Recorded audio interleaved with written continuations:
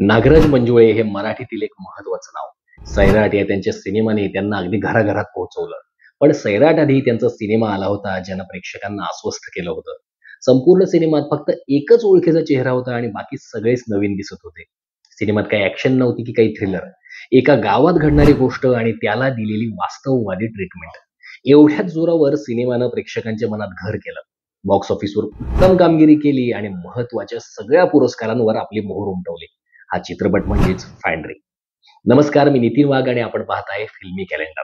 14 February 2014 रोजी फॅन्ड्री प्रदर्शित झाला होता. फॅन्ड्री या नावापासूनच सिनेमानं उत्कंठा निर्माण केली होती.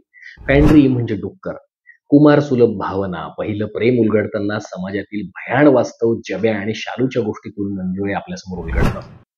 जात ही जाता जात नाही हे सत्य हा चित्रपट अधोरेखित करतो.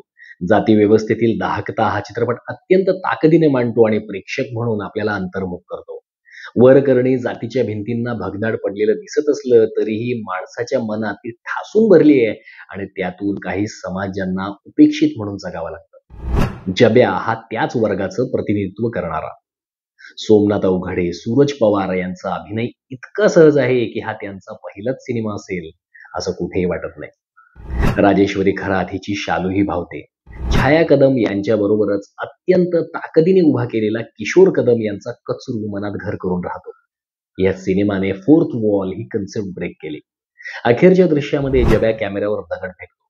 हा दगड कॅमेऱ्यावर फेकलेला नसून जाती व्यवस्थेवर, लोकांच्या मनातील जातीच्या उच्च निश्चितेवर घाव करतो. सिनेमाचा शेवट असा होईल याचा अंदाज नसल्याने प्रेक्षकांना चांगलाच धक्का बसतो. इथेच दिग्दर्शक मंजुळे यशस्वी होतात. सिनेमाचं लेखन स्वतः नागराज मंजुळे यांनीच केलंय, तर यातील संवाद लेखनासाठी त्यांचे बंधू भूषण मंजुळे यांनीही सहाय्य केलंय. सिनेमाचं चित्रीकरण हे प्रत्यक्ष जागांवर केल्याने त्यातील खरेपणा अधिकच गहिरा होतो. हे चित्रण विक्रम अलमाडी यांनी केलंय. सिनेमाचे संकलक चंदन अरोरा यांनी जाणीवपूर्वकच चित्रपटाची गती कमी ठेवली आहे. सिनेमाकडे अधिकाधिक प्रेक्षक वळण्याचं एक महत्वाचं कारण म्हणजे गाण्यासाठी वापरलेलं प्रमोशनल सॉन्ग तुझ्या फिरतीचा इंचू मला चावला हे ते गाणं. या गाण्याने 10 वर्षांपूर्वी अक्षरशः धुमाकूळ घातला होता. त्यामुळेच असा सिनेमा येतोय याबद्दलची उत्सुकता प्रेक्षकांमध्ये निर्माण झाली आणि त्यांनी सिनेमाघरांकडे आपले पाय वळवले. कमी बजेटमध्ये बनवलेला सिनेमा असूनही सिनेमाने बक्कळ कमाई केली. निलेश नवलखा आणि विवेक कजरिया यांना निर्माता म्हणून दाद द्यावी लागेल, कारण अशा सिनेमाच्या पाठीशी ते उभे राहिले. फॅन्ड्री जगभरातल्या अनेक चित्रपट महोत्सवांमध्ये दाखवला गेला.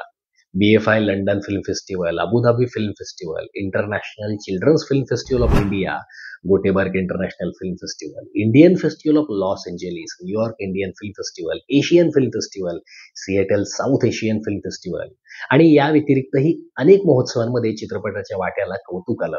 यासोबतच अनेक ठिकाणी वेगवेगळ्या कॅटेगरीमध्ये चित्रपटाला आणि चित्रपटांशी संबंधित इतरांनाही पुरस्कार मिळाले.